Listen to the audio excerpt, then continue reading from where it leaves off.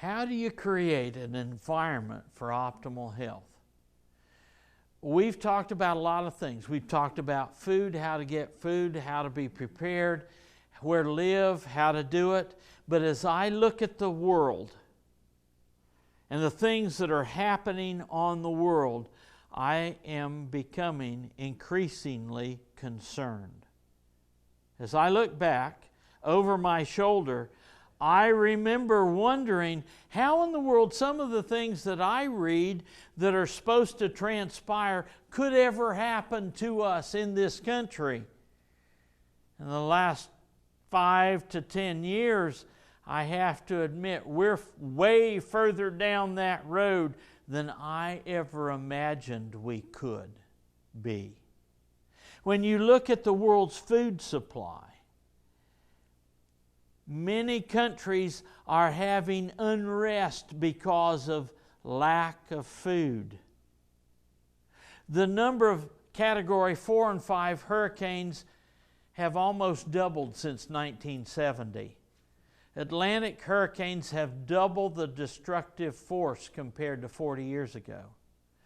Population along the coastlines has grown by over 20 million during the past few decades. More buildings, more people, more impact, and more loss.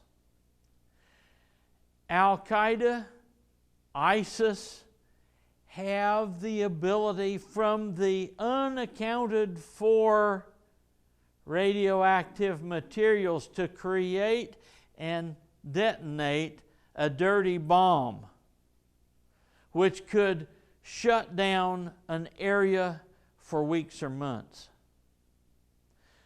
An earthquake along the New Madrid fault line. Now, where is that? West Tennessee. New Madrid fault line, up running for 150 miles between Illinois and Arkansas, would have an impact zone 10 times greater than one from the California's San Andreas fault. With community awareness low and the building codes almost non-existent, even a 6-point quake would be devastating. Seismologists put the chances of a 6-point quake along that New Madrid fault at 40% in the coming decades. Pandemic influenza is not a matter of if it is going to happen. The question is when. And that can go for Ebola. It can go for a lot of other things. The supply chains and the ability to maintain them. Many of the supply chains, when they're stressed, may not hold. Within 2 months of an EMP attack or massive solar flare, between 2/3 to 90% of the U.S. population will perish. This is an old slide with old numbers on it, but the gross domestic product per capita in U.S. dollars of the various countries. These are the countries that have been rioting. ISIS has gotten a foothold in, and there has been so much. You notice Bangladesh, Morocco, Algeria, Nigeria, Lebanon, Egypt, Sri Lanka, Sudan. Not much income, and food costs such a great part of that income that there's rioting and unrest. There are areas of the world that on one side live in luxury and on the other side in squalor. There are environmental considerations. We've talked about some of them. They're the growth hormones, the antibiotics that are put in animal feed, genetically modified organisms, corn, soy, animal products, blood, bone meal and prions, heavy metals, chemicals, molds and aflatoxins. It used to be that we joked about the deer in Oak Ridge glowing at night until we had Fukushima Daiichi and all of that radioactivity got dumped. Oh, you know the response of the EPA, don't you, to Fukushima Daiichi? When the receptor sites on the West Coast began to raise and register the radiation coming in, the response was to increase the threshold levels, some of them 1,000 times what they were. I don't feel very protected. Chernobyl, Dr. Yuri Bendyshevsky published reports critical of the official research, and he was relieved of official responsibilities, and because he documented the chronic CS-137 incorporation in children's organs. They were examined on autopsy, and they were found to be in the endocrine glands that control the growth, particularly the thyroid, the adrenals, and the pancreas. High levels were also found in the heart, thymus, and spleen. Fukushima Daiichi, here it is. The EPA on March 21, 2011 pulled 8 of the 18 air monitors in California, Oregon, and Washington State that track radiation out of service for quality reviews. By April 2011, they had temporarily raised limits by rewriting the protective action guides to radically increase the allowable levels of iodine-131 by 3,000 times, a 1,000-fold hike for exposure to strontium-90, and a 25,000-fold increase in exposure limits to radioactive nickel-63. There's a picture of it prior to. The fallout. Within 6 days, it was registering the increase on the western coast. And by now, with the winds, it may not have saturated all the water, but it's pretty much polluted the wind. Levels exceeded federal drinking water thresholds known as maximum contaminant levels by as much as 181 times. Samples of milk taken across the U.S. have shown radiation at levels 2,000% higher than EPA maximums.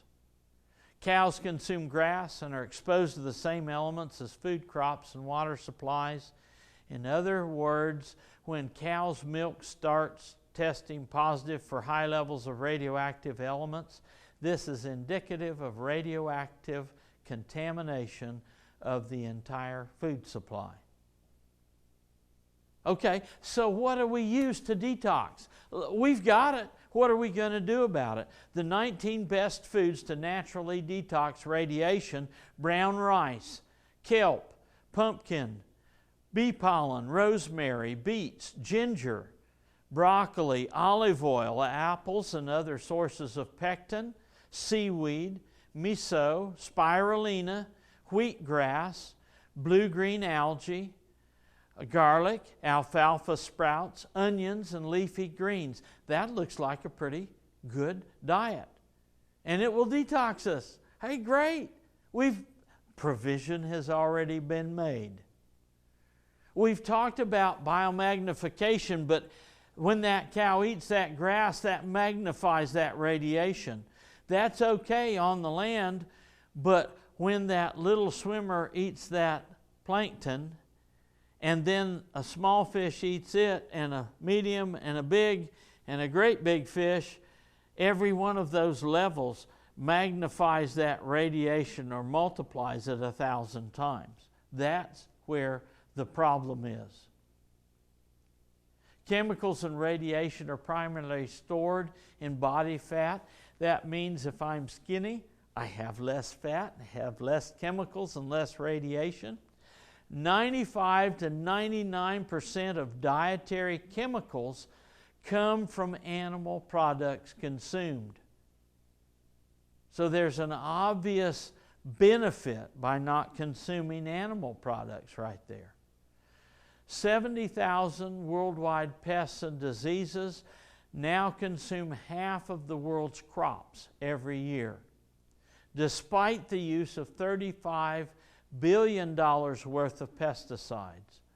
Pesticides have increased 404 million pounds between 1996, when they were introduced, and 2011, without significant yield increase. We're told to feed the world, we've got to have the chemicals. I'm sorry, doesn't have to be. I took my North Carolina pesticide applicators permit test, was that many of these chemicals are systemic neurotoxins, which are frontal lobe and endocrine system active. They're going to mess up your body and mess up your mind, and I would suggest that there's a great and grand plan in all of that so that we can't make the appropriate decisions. The question when it comes to genetically modified food is, are we smarter than the animals? Because the animals will purposefully select organic over genetically modified. Test after test after test has been done. There's a slow death list.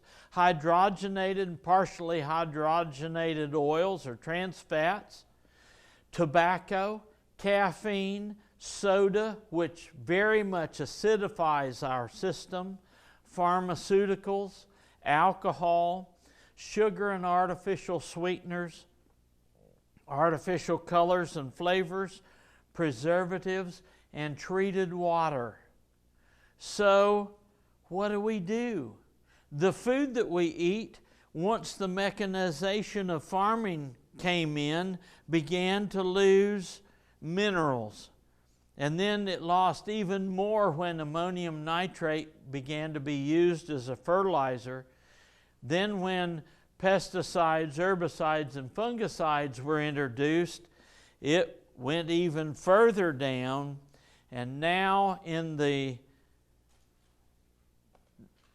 1996, when glyphosate, Roundup, and genetically modified crops were introduced, diseases have taken off and minerals have been chelated on further down.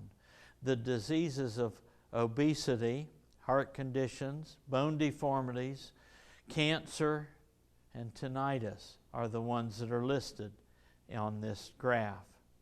Hippocrates years ago said, let food be your medicine.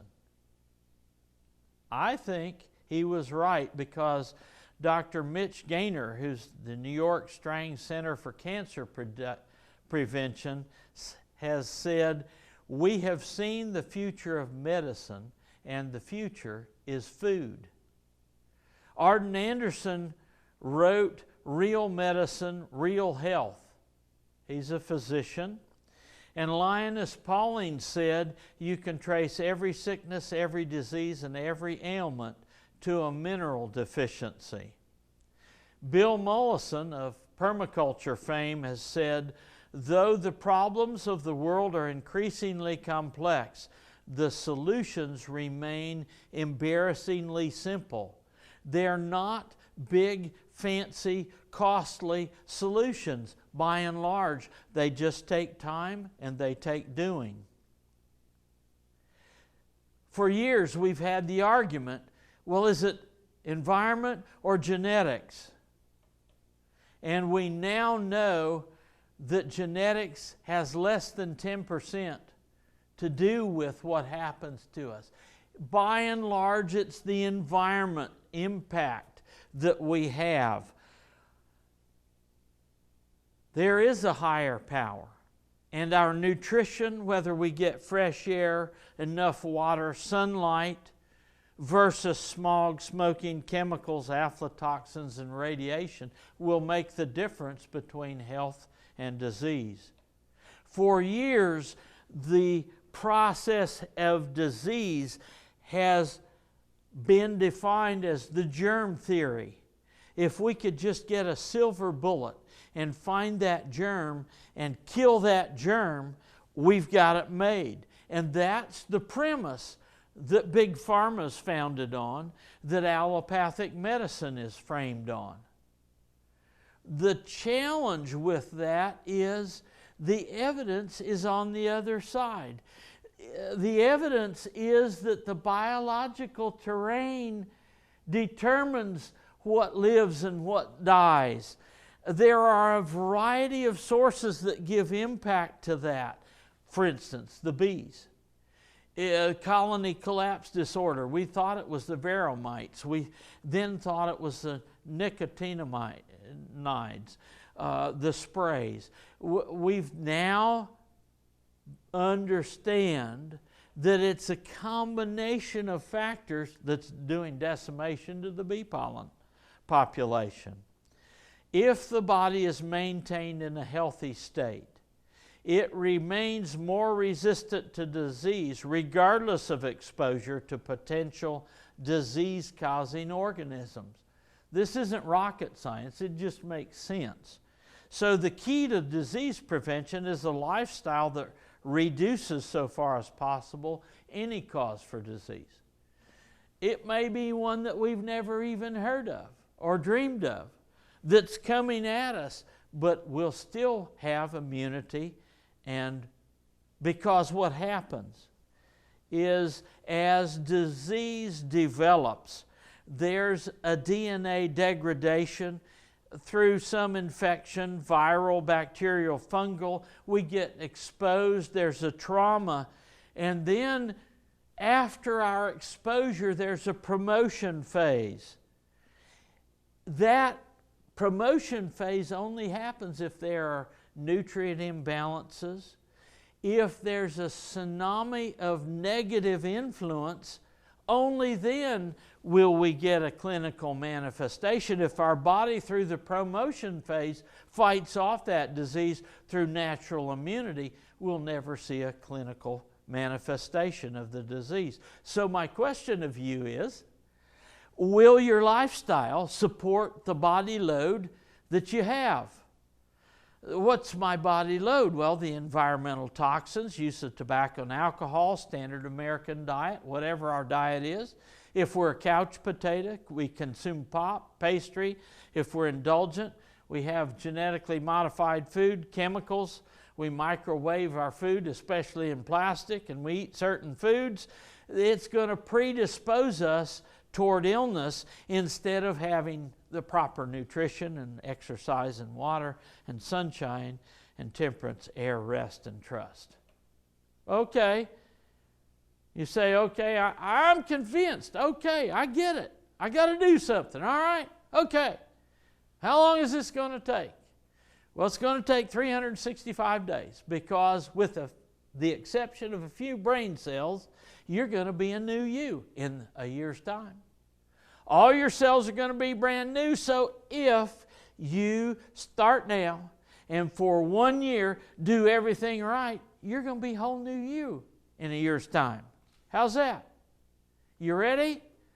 Spirulina, let's talk about it. It's high in natural iodine, which protects not only your thyroid, but all the glandular tissues in your body. Abundant vitamins, minerals, antioxidants, which collectively promote healing, strengthen your immune system. Rich and highly bioavailable iron, that's not chewing on steel, which helps prevent anemia. High in phytopigments, which enhance antioxidants and reduce free radical damage from radiation. High in metallothionein compounds that bind heavy radioactive isotopes and eliminate them from your body. Boy, this is sounding better. Has a number of blood strengthening properties, chemoprotective and radioprotective capabilities, and shows potential for fighting cancer. Hey man, I want some of this spirulina stuff. Helps shield cells from gamma radiation, helps protect your kidneys from nephrotoxicity of cancer treatments, antibiotics, and analgesics.